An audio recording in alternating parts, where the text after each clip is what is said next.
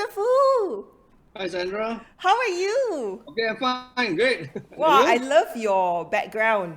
It looks Sure. so Now, colorful and are these like paintings that you've collected from your travels?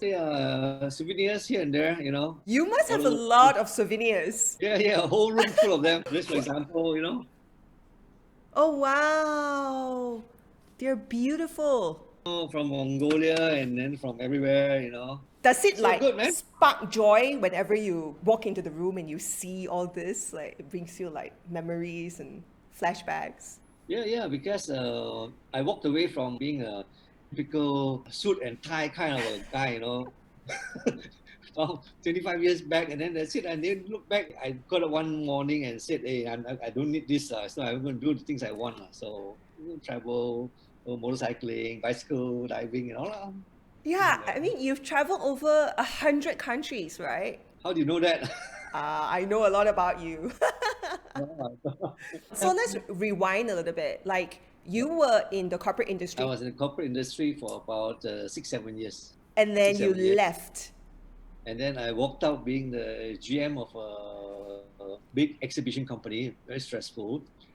And most people say I got nuts. And so I just started my own little camping shop and started going camping, mountaineering, hiking, that kind of stuff, diving. So then it didn't stop, huh? So, wait, Well, your little shop became a full-fledged business. This is Explorer Outfitter. Explorer Outfitter, yeah. Yeah. Wow. And now you Yeah. guys have 6 stores. Yeah. Four different malls and two street shops. Slowly grew over the past 20 years. So how does running a business, because building a business and everything, even when you do have partners, it still requires some kind of commitment, right? Yeah. And for you, you seem like a person who loves traveling and loves Uh-huh. adventure.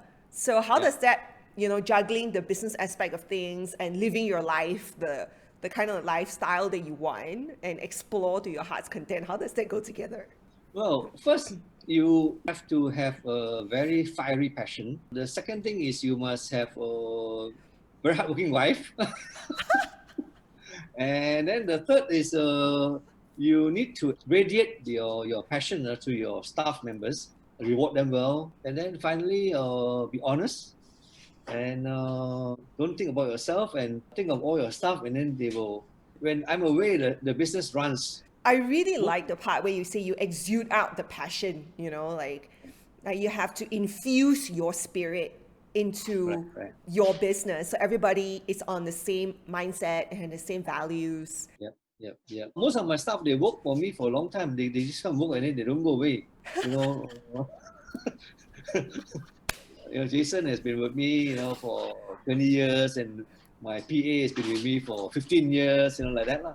You spoke about like rewarding staff, and I feel like you can really bring out the best in people, right? I've only spoken to you for like 6 minutes, and that's like the impression that I'm getting. Yep. How do you then deal with staff that you feel can be more motivated or can have a better mindset or can work harder? How do you then manage stuff like that? First of all, appreciate them.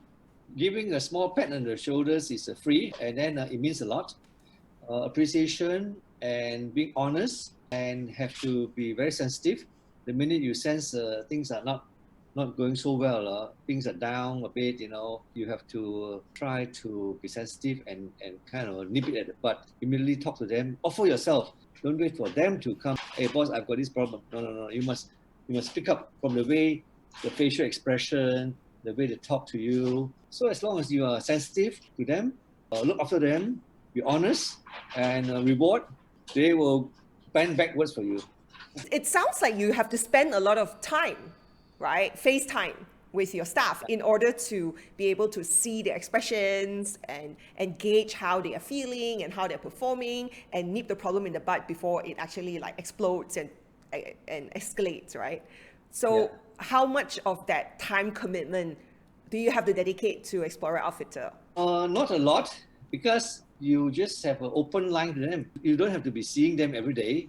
You just have to call them from even let's say when I'm in Brazil, when there's a phone line, I will call my PA, and then my PA will brief me, say, hey boss, you better call this guy or that person or what. So I'll call him, and then they get a shock, wow. Wow, They my feel boss called me from Brazil. So important. I feel so important.